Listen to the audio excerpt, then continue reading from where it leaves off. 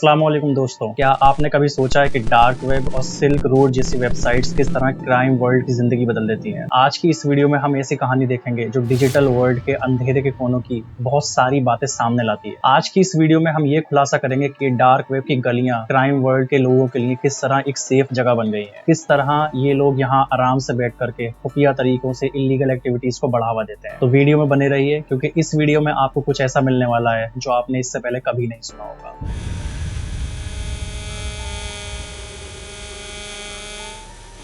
तो वीडियो शुरू करने से पहले सबसे पहले हम ये समझते हैं कि डार्क वेब क्या है, इसको क्यों और किसने और कब बनाया। डार्क वेब एक ऐसा डिजिटल वर्ल्ड है जो हमारे रेगुलर इंटरनेट से बहुत ही ज्यादा अलग है और ये आम लोगों से छिपा हुआ रहता है। इसको एक्सेस करना आसान नहीं है। ये एक गहरा और एक सीक्रेट नेटवर्क है जहाँ पे सारी एक्टिविटीज सीक्रेटली की जाती हैं। इसका मतलब ये हुआ कि यहाँ पर सारी इंफॉर्मेशन इनक्रिप्टेड होती है, जिसलिए इसको ट्रैक नहीं किया जा सकता। इसके अपोजिट हमारे रेगुलर इंटरनेट पर सारा डेटा खुलेआम ट्रांसमिट किया जाता है। डार्क वेब का इतिहास सन 1990 में स्टार्ट हुआ, जब साइंटिस्ट ने सेफ्टी और सिक्योरिटी प्रोवाइड करने के लिए एक खास तरह का नेटवर्क तैयार किया। ये नेटवर्क हमारे सामान्य इंटरनेट से बहुत ही ज्यादा अलग था और स्टार्टिंग में इसको नाम दिया गया सेंड एंड डिस्ट्रॉय नेटवर्क। और स्टार्टिंग में ये गवर्नमेंटल रिसोर्सेज और सीक्रेट इन्वेस्टिगेशन के लिए यूज किया जाता था और ये इसी काम के लिए बहुत ज्यादा हेल्पफुल साबित भी होता था। इसके बाद बात है सन 2000 की, जब एक अननोन पर्सन ने पहली बार एक डेड पायरेट रॉबर्ट्स नाम से एक वेबसाइट डार्क वेब पर पहली बार होस्ट की और इसी वेबसाइट का यूज करते हुए उन्होंने एक इंटरगैलेक्टिक मार्केट की शुरुआत की। अब ये इंटरगैलेक्टिक मार्केट क्या है और ये कितनी खतरनाक है, इस इंटरगैलेक्टिक मार्केट को हम आगे इस वीडियो में समझेंगे। इस वेबसाइट ने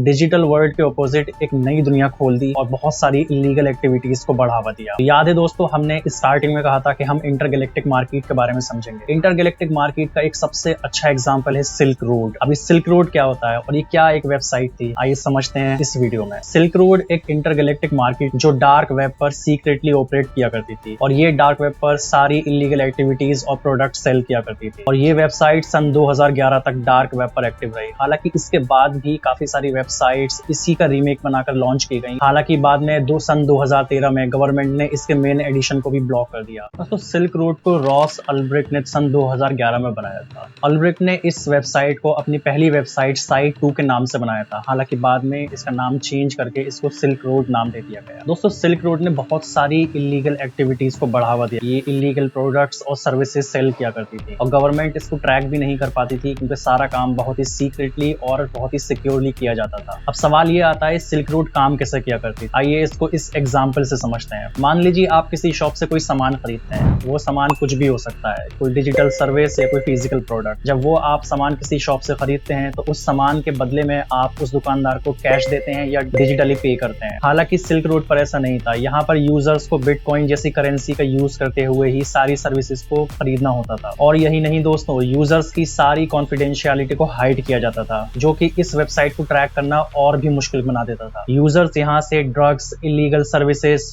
हैकिंग सॉफ्टवेयर्स और बहुत सारे इलीगल सामान यहाँ से खरीदते थे और बेचते थे। दोस्तों, इस वेबसाइट ने अपनी प्राइवेसी एंड सिक्योरिटी और बिजनेस ओरिएंटेड अप्रोच से दूसरे लोगों का ध्यान अपनी ओर खींचा था। अब सिल्क रोड इसलिए भी फेमस थी क्योंकि यहाँ पर सेलर और बायर की इंफॉर्मेशन को बहुत ही कॉन्फिडेंशियल रखा जाता था और यहाँ तक कि किसी तीसरे को भी पता नहीं चलता था कि यहाँ पर क्या हो रहा है और क्या नहीं हो रहा है। मिसाल के तौर पर आप एक इलीगल ड्रग्स यहाँ से खरीद सकते थे। यहाँ देने वाले को सिर्फ पता होता था और खरीदने वाले को पता होता था, बाकी तीसरे आदमी को इसके बारे में कुछ भी पता नहीं चलता था। अब आपको लगता होगा कि ऐसी वेबसाइट तो कोई भी होस्ट कर सकता है और सिल्क रोड पर डाल सकता है, but wait, before you think anything like that, Silk Road ने 1 लाख से ज्यादा कस्टमर्स को 2.5 साल से ज्यादा टाइम तक सर्विसेज और गुड्स प्रोवाइड की थी और इन 2.5 साल में सिल्क रोड ने 183 मिलियन की सेल्स और 13 मिलियन की कमीशन कमाई थी। अब क्योंकि ये वेबसाइट सिर्फ क्रिप्टो में ही डील करती थी, इसलिए ये नंबर एक टाइम पर 1.2 बिलियन डॉलर्स तक माना गया था। अब सवाल ये पैदा होता है कि सिल्क रोड ने इतने पैसे इतने कम टाइम में कैसे कमा लिए। तो दोस्तों, ये समझने के लिए हमें ये भी समझना पड़ेगा कि सिल्क रोड का बिजनेस मॉडल क्या था। तो आइए समझते हैं सिल्क रोड काम कैसे करती थी और पैसा कैसे कमाती थी। इसकी शुरुआत होती थी, सबसे पहले बायर अपने पैसे को बिटकॉइन में एक्सचेंज करता था ताकि वो सिल्क रोड से कोई भी एक इलीगल सर्विस या कोई कोई भी एक प्रोडक्ट खरीद सके। फिर बायर अपने उन बिटकॉइंस को सिल्क रोड के अकाउंट में ट्रांसफर करता था। फिर बायर कोई भी सर्विस या प्रोडक्ट खरीदता था और ऑर्डर फिनिश नहीं हो जाने तक ये सारी पेमेंट एक ऑर्डर एस्क्रो में जाकर रुक जाती थी। अगर ये ऑर्डर सक्सेसफुल हो जाता था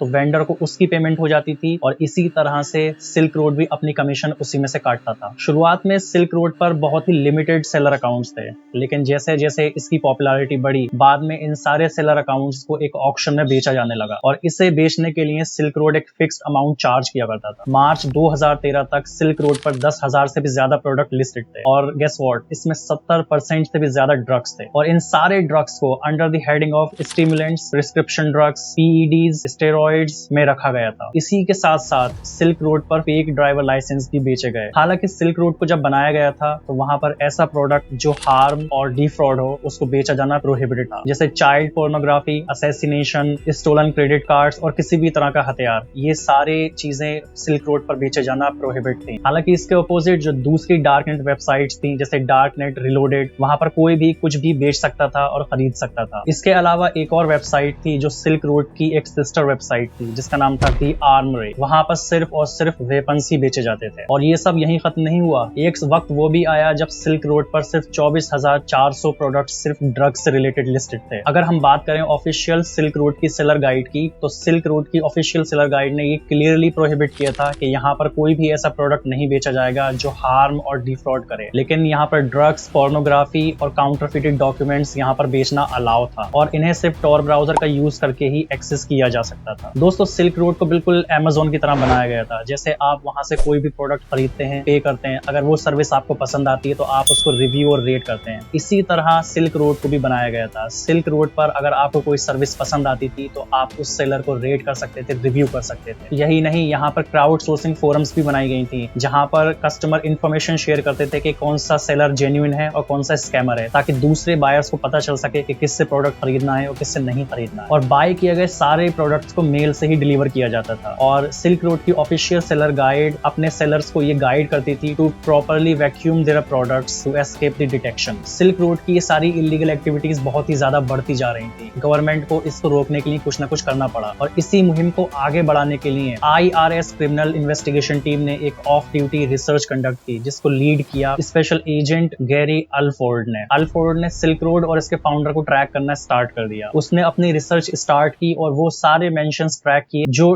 .onion URL और .tor ब्राउजर से मेल खाते थे, जिसमें सबसे पहला नाम अल्टॉइड का आया जिसने अपनी वेबसाइट पर अपना नाम रखा था और इसी को ट्रैक करते हुए उन्हें एक ऐसा ईमेल एड्रेस मिला जिससे उन्हें ये केस सुलझाने में और भी मदद मिली। इसी प्रोफाइल को फर्दर स्कैन करते हुए उन्हें रॉस ऑल्ब्रिक का पर्सनल ईमेल एड्रेस मिला जिससे उन्हें आसानी मिली ताकि वो इस केस को फर्दर इन्वेस्टिगेट कर सकें। बात है 1 अक्टूबर 2013 की, जब रॉस ऑल्ब्रिक को अरेस्ट कर लिया गया और उस पर सिल्क रोड का फाउंडर होने और ऑनर होने के एलिगेशंस लगाए गए। ऑल्ब्रिक के अरेस्ट के बाद FBI ने उससे उसका लैपटॉप भी बरामद किया गया और उस पर मर्डर टू हायर के चार्जेस भी लगाए गए। FBI ने सिल्क रोड के अकाउंट से 26,000 बिटकॉइंस भी बरामद किए। उनकी वैल्यू उस टाइम $3.8 मिलियन थी। अक्टूबर 2013 में FBI ने 1,44,000 और बिटकॉइंस बरामद किए जिनकी कुल वैल्यू $38.5 मिलियन थी। 13 जनवरी 2015 को मैनहट्टन की फेडरल कोर्ट ने ओल्ब्रिक का ट्रायल सेशन स्टार्ट किया जहां पर उसने ये एडमिट किया कि वो ही सिल्क रोड का ओनर और फाउंडर था।